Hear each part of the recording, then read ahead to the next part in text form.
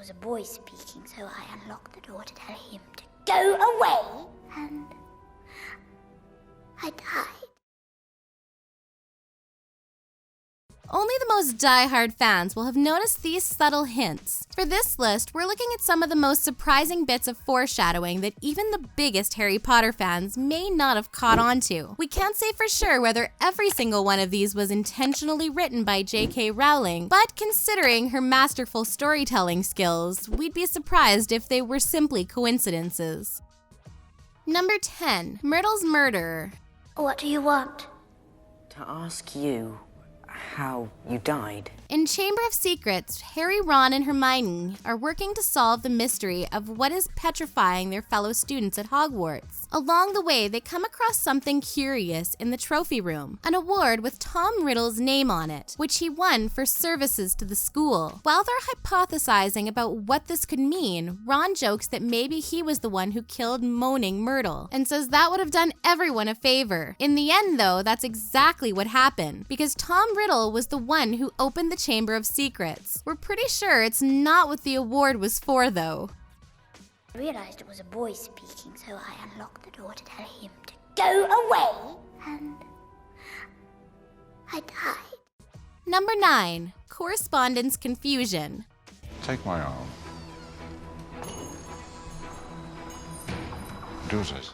In the 6th book, Albus Dumbledore comes to number 4 Privet Drive to collect Harry during the summer. While there, he of course makes the Dursleys very uncomfortable, but also drops a hint to something readers wouldn't learn more about until the final book. When he sees Petunia, he says, "We have corresponded, of course," which could have simply referred to a howler that he sent to their house once. We later find out, though, that Petunia wrote to Hogwarts when she was a child, disappointed that her sister was offered admission when she was not. I'm gonna tell Mummy, you're a freak!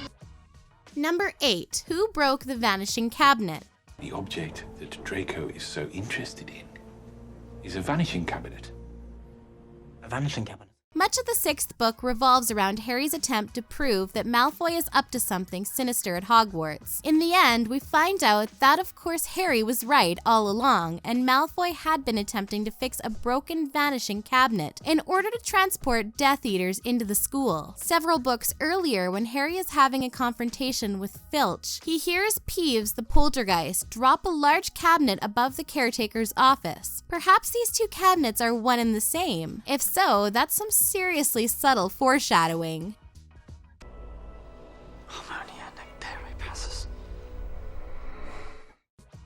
Number 7. Snape's last words. Hide her. Hide them all. I beg you. Longtime fans of the series probably recall the fact that for many years before the final book was published, J.K. Rowling hinted that there would be an important meaning behind the fact that Harry had his mother's eyes. This finally came to fruition in the final chapter of Deathly Hallows, when with his dying breath, Snape says to Harry, "Look at me." Look at me. Only later do we find out about Snape's feelings for Harry's mother, Lily, when Harry delves into the professor's memories. Rowling never explicitly spells this one out, but you can assume that Snape wanted the last thing he saw to be the eyes of the woman he loved. You have your mother's eyes. Number 6. Snowball fight. Who was that? This delightful Easter egg must have been intentionally written in by the author. During the winter of Harry's first year at Hogwarts, he watched Fred and George Weasley bewitch snowballs to follow Professor Quirrell around and bounce off the back of his turban. Of course, at the end of the first book, we learn that Lord Voldemort has partially taken over Quirrell's body, and his face is situated at the back of the professor's head. We can only imagine the laugh J.K. Rowling had to herself when imagining snowballs hitting Voldemort right in the face. Harry! Bloody hell, Harry. Number 5. The Gleam of Triumph. I put you in terrible danger this year, Harry. I'm sorry. At the end of Goblet of Fire, when Harry has just escaped his encounter with Voldemort in the graveyard, he is discussing his experience with Dumbledore when something curious happens. Harry notices a gleam of something like triumph in the headmaster's eyes. Considering readers had to wait 3 years for the next book to come out, they had plenty of time to speculate about this oh-so-subtle hint. It was only in the final novel, though, that this was finally clarified, because Voldemort using Harry's blood for his resurrection meant that he would never be able to kill him.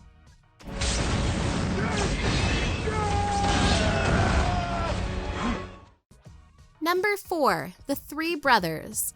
There were once 3 brothers who were traveling along a lonely, winding road at twilight.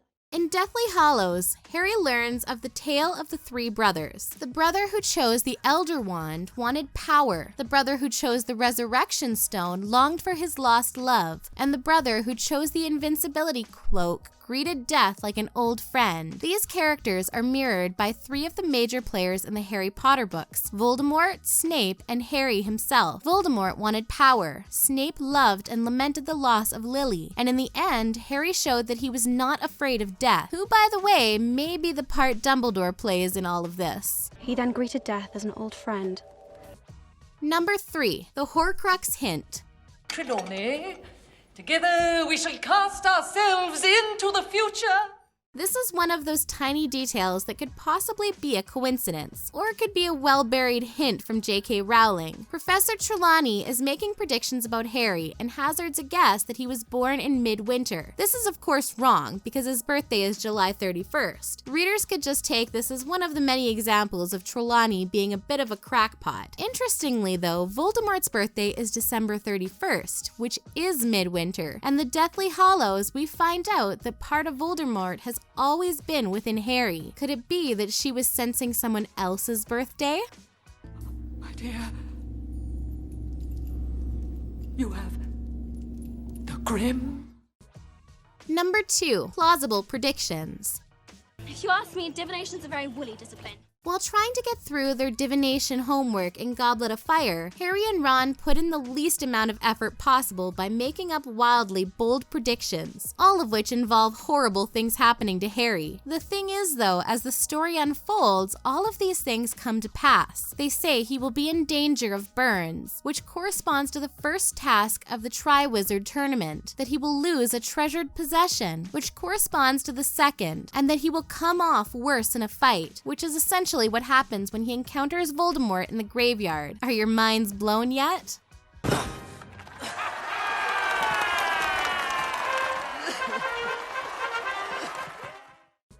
And now number 1, Unlucky 13. Innocent blood shall be spilt, and servant and master shall be reunited once more. Christmas in Prisoner of Azkaban, Professor Trelawney won't sit down for dinner because that would make for a group of 13, which would mean the first person to rise from the table would die. Everyone dismisses her folly, but in actuality, there already were 13 people around the table if you include Peter Pettigrew, disguised as Ron's rat, Scabbers. Dumbledore was the first to rise and is also the first of the group to die. In Book 5, there are 13 people dining together when Sirius is the first to rise, which foreshadows his untimely death.